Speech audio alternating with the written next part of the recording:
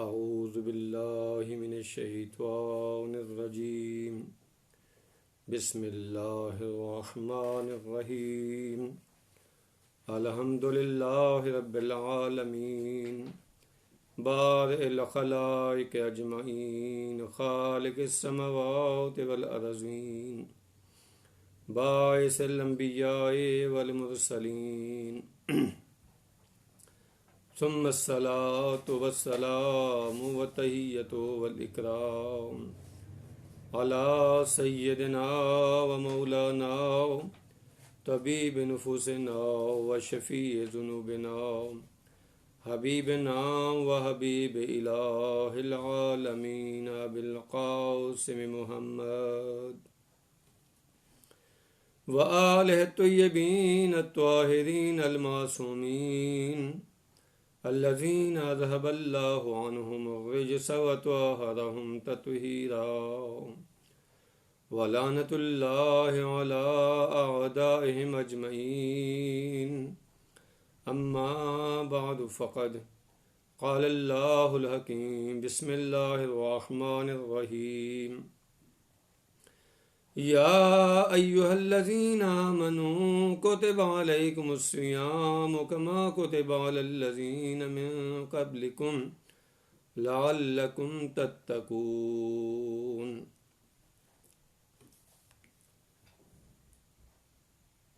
تمام ناظرین کی خدمت میں سلام پیش خدمت ہے۔ خداوند متعال سے دعا کرتے ہیں کہ جہاں جہاں پہ بھی اپنے گھروں میں جہاں جہاں پہ بھی تشریف فرما ہیں، پروردگار آپ کو اپنے حفظ و امان میں رکھے۔ عزیزان محترم، پیغمبر اکرم صلی اللہ علیہ وآلہ وسلم کے عظیم الشان خطبہ شعبانیہ کے حوالے سے گفتگو ہو رہی تھی، جو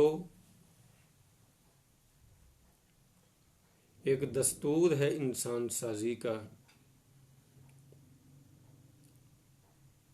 انسانی صفات کی طرف اشارہ کیا گیا ہے کہ اس ماہ مبارک رمضان میں یہ صفات انسان اپنے اندر پیدا کرے۔ کل مختصر سی گفتگو توبہ کے حوالے سے آپ کی خدمت میں بیان کی تھی۔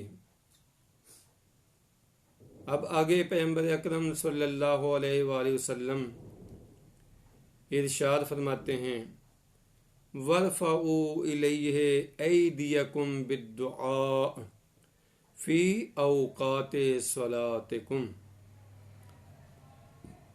فَإِنَّهَا أَفْضَلُ السَّاعَاتِ۔ اب یہ بھی ایک دستور ہے، ایک عبد کو اپنے معبود کے سامنے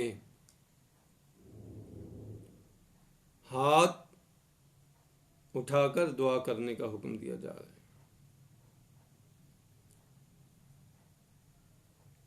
ایک انسان ضعیف کو معبود قوی کے مقابلے میں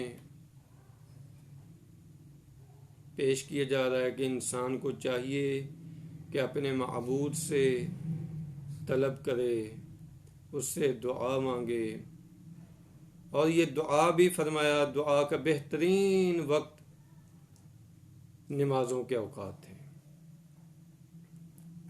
فرمایا وَارْفَعُوا إِلَيْهِ أَيْدِيَكُمْ، اپنے ہاتھوں کو اٹھاؤ دعا کے لیے، فی اوقات صلاتکم، اپنی اوقات نماز میں، نماز کے جو اوقات ہیں اس میں ایسا نہ ہو کہ انسان جلدی جلدی جلدی جلدی جناب چلے، نماز پڑھی، نماز پڑھ کے دعا نہیں مانگی، جلدی سے مصلی سمیٹا، نہیں، آداب ہیں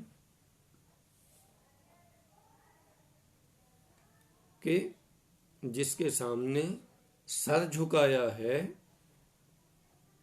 جس کے سامنے اظہار بندگی کیا ہے، تو بندگی کی معراج یہ ہے کہ اس سے ہاتھ اٹھا کے دعا بھی کرو،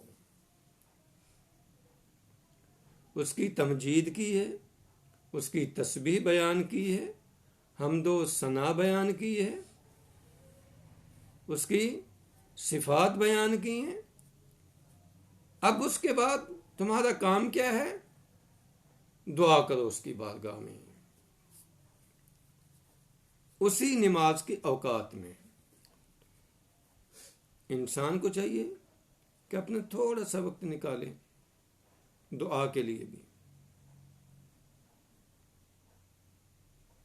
کہ جب اپنی واجب نمازیں پڑھ لیتا ہے تو جلدی سے اٹھنا چاہے، بلکہ اس کے بعد بیٹھا رہے اور دعائیں مانگے۔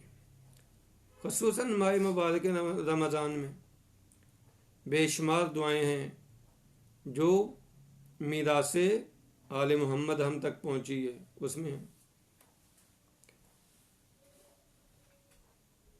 یقیناً میں نے پہلی بھی عرض کیا کہ ہم خداوند متعال کی حمد و ثنا نہیں بیان کر سکتے، ہمیں حقیقی معنی میں دعا کرنے کا سلیقہ نہیں آتا، بندگی کا سلیقہ نہیں آتا۔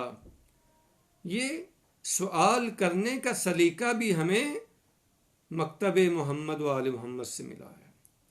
یہ دعائیں ہیں، یعنی ہم اپنی زبان پہ جو کلمات جاری کریں وہ بھی ہمارے اپنے نہ ہوں،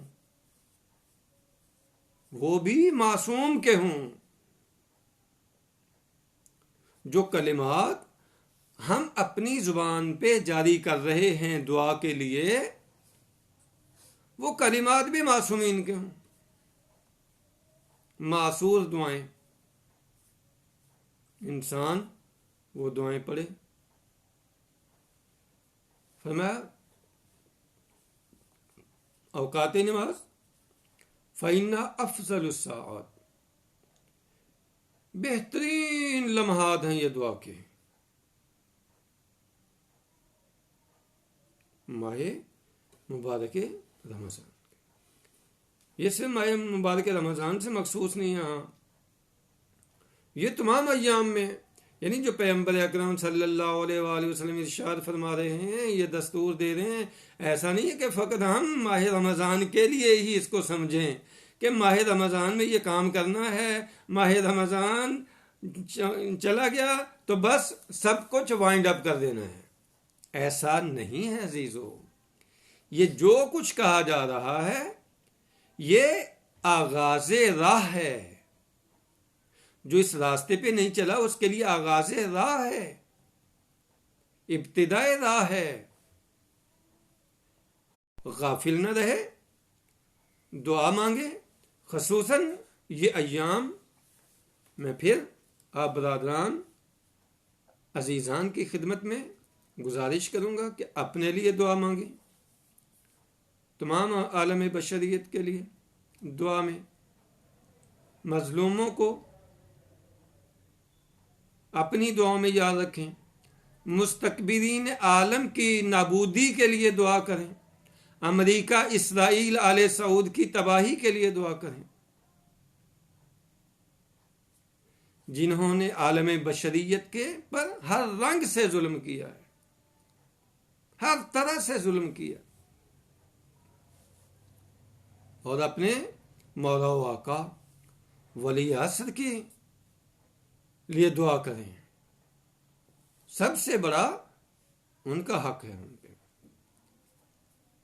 یہ دعا کریں عزیزوں۔ رحمت الہی کا دروازہ بند نہیں ہے، لہذا پیغمبر ارشاد فرماتے ہیں کہ ینظر اللہ عز و جل فی بالرحمت الی عبادہ، ان اوقات میں خاص طور پر خداوند متعال رحمت کے ساتھ اپنے بندوں کی طرف نگاہ کرتا ہے، یعنی اس میں خاص توجہ۔ انسان جو دعا مانگتا ہے وہ خاص ہو جاتا ہے، خداوند متعال کی رحمت خاصہ اس کے شامل حال ہوتی ہے۔ جو ان اوقات میں، یعنی اسی لیے کہا گیا ہے کہ دعا کے بہترین اوقات جو ہیں وہ اوقات نماز ہیں. بہترین جب بھی دعا مانگنی ہے تو وہ کون سے دعائیں؟ اوقات نماز ہونے میں سے بہترین. یہ پیغمبر کا جملہ. فرمائے یجیبہم اذا ناجوا. اب ان اوقات میں جب بندے مناجات کرتے ہیں، اپنے خدا کو پکارتے ہیں، یا ربی یا ربی یا ربی، اس جیسے دیگر جملات کہہ کے اپنے خالق کو پکارتے ہیں تو وہ بھی جواب دیتا ہے. یہ سلیقہ کون سکھا رہا ہے؟ یہ پیغمبر ارشاد فرما رہے ہیں. یہ راستہ وہ ہمیں دکھا رہے ہیں. اور یاد رکھیے، مکتب اسلام امید کا مکتب ہے، یہ نا امیدی کا مکتب نہیں ہے. اس مکتب میں نا امیدی کفر ہے، مایوسی کفر ہے. لا تیأس من روح اللہ، مایوس نہ ہو جاؤ. وَمَن يَقْنُطْ مِن رَحْمَتِهِ إِلَّا الْكَافِرُونَ. اس کی رحمت سے جو مایوس ہوتے ہیں وہ فقط کافر ہیں. مایوسی کفر ہے. یہ کہنا پتہ نہیں خدا میری دعا کو قبول کرے گا، یہ بدزنی ہے، سوء ظن ہے خدا پہ.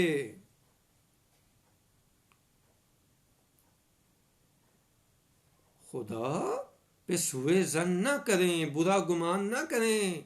وہ خدا دعا قبول کرتا ہے، لیکن یہ علیحدہ بات ہے کہ دعا مستجاب ہوتی ہے، بعض اوقات ہمارے فائدے میں نہیں ہوتی. خداوند متعال جو ہے اس کو مؤخر کرتا ہے. اگر اس دنیا میں نہ ہو تو اس کا ثواب لکھ دیا جاتا ہے. بعض اوقات ایسی چیزیں بھی ہوتی ہیں جو ہماری مصلحت میں نہیں ہوتی، ہم مانگ لیتے ہیں، وہ ذات بہتر جانتی ہے.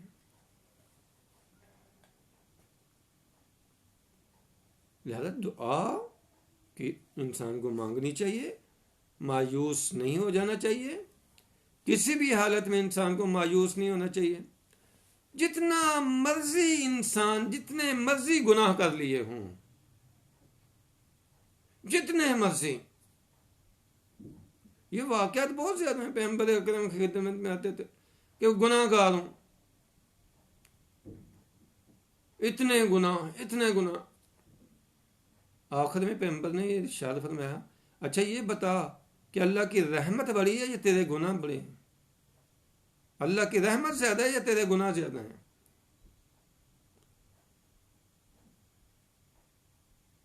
اللہ کی رحمت ہر چیز پہ چھائی ہوئی ہے. دعائے کمیل کا پہلا جملہ، اللہم انی اسألک برحمتک التی وسعت کل شیء. پروردگار تجھ سے سوال کرتا ہوں تیری اس رحمت کا واسطہ دے کر جو ہر چیز پر احاطہ کیے ہوئے ہے، ہر چیز پہ چھائی ہوئی ہے. وہ رحمان ہے، وہ غفار ہے، وہ بخشتا ہے. کل بحث توبہ میں نے عرض کیا تھا کہ خداوند متعال جو شاہد ہوتے ہیں، جو گناہ کے شاہد ہوتے ہیں، گواہ ہوتے ہیں، خدا ان سب کو فراموش کروا دیتا ہے. سب بھول جاتے ہیں اس گناہ کو کہ اس بندے نے کوئی گناہ کیا بھی تھا یا نہیں کیا تھا.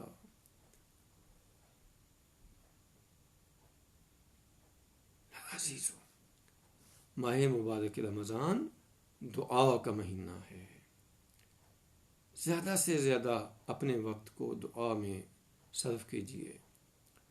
اور پھر رات میں جو دعا مانگنے والی دعائے افتتاح ہے عزیزو، بہت عالی مضامین کے ساتھ یہ دعا ہے. دیگر دعائیں بھی ہے، دعائے ابو حمزہ شمالی ہے، دعائے بہا ہے، اللہم انی اسألک ببہائک، وہ دعا ہے. یہ دعا رات کو پڑھنی ہے اور اس کی خاصیت یہ ہے کہ یہ خود ہمارے مولا و آقا ولی عصر امام زمانہ عجل اللہ تعالی فرجہ الشریف کی طرف سے عطا کی گئی ہے، اور اس میں ان کے حوالے سے دعا کی گئی ہے کہ پروردگار ان کے وجود اقدس کے ذریعے سے یہ دعائیں ہماری مستجاب فرما لے۔ زیادہ سے زیادہ اپنے وقت کو دعا میں صرف کیجیے۔ وَيُلَبِّهِمْ إِذَا نَادَوْا، اور خدا لبیک کہتا ہے جب یہ ندا کرتے ہیں بندے۔ عبد کہتا ہے یا اللہ، عبد کہتا ہے یا رب، ادھر سے آواز آتی ہے لبیک یا عبدی۔ بندہ ایک دفعہ کہتا ہے، خدا قبول کرتا ہے اس کو۔ یہ کوتاہی ہماری طرف سے ہے، وہ رحمت واسعہ کا مالک ہے، وہ لبیک کہتا ہے بندے کے لیے، اس کی رحمت ہے ایسی سو۔ لہذا دعا کا مہینہ ہے، اور فرمایا وَيُؤْتِيهِمْ إِذَا سَأَلُوهُ، اور جب یہ بندے سوال کرتے ہیں تو خدا اس سوالوں کو پورا کرتا ہے، ان کا جواب دیتا ہے۔ وَيَسْتَجْلِبُهُمْ إِذَا دَعَوْهُ وَيَسْتَجِيبُهُمْ إِذَا دَعَوْهُ، جب وہ دعا کرتے ہیں تو وہ مستجاب کرتا ہے۔ عزیزو، یہ چند جملے دعا کے حوالے سے تھے۔ انشاءاللہ کل اسی بحث دعا کے حوالے سے ہی آپ کی خدمت میں پیش ہوں گے کہ قرآن مجید میں ماہ رمضان اور دعا کا آپس میں کیا ربط ہے، قرآن مجید میں یہ ربط کیسے بیان کیا ہے، قرآن مجید نے اس حوالے سے کیا ہمیں بیان دیا ہے۔ بارگاہ خداوند متعال سے دعا کرتے ہیں کہ پالنے والے تجھے واسطہ محمد و آل محمد علیہ الصلوۃ والسلام کا ہمارے گناہوں کو معاف فرما، ہماری خطاؤں سے درگزر فرما۔ جتنے بھی ظالم ہیں، مستکبر ہیں، پروردگار ان کے ظلم کو نابود فرما، ان سب ستمگر حکومتوں کو نیست و نابود فرما، جو مستضعفین ہیں ان کی مدد فرما، جو مظلوم ہیں ان کی مدد فرما، اور اس دنیا پہ حکومت عدل کے لیے ہمارے مولا و آقا امام زمانہ کے ظہور میں تاجیل فرما۔ بالنبی و آلہ، والسلام علیکم ورحمۃ اللہ وبرکاتہ۔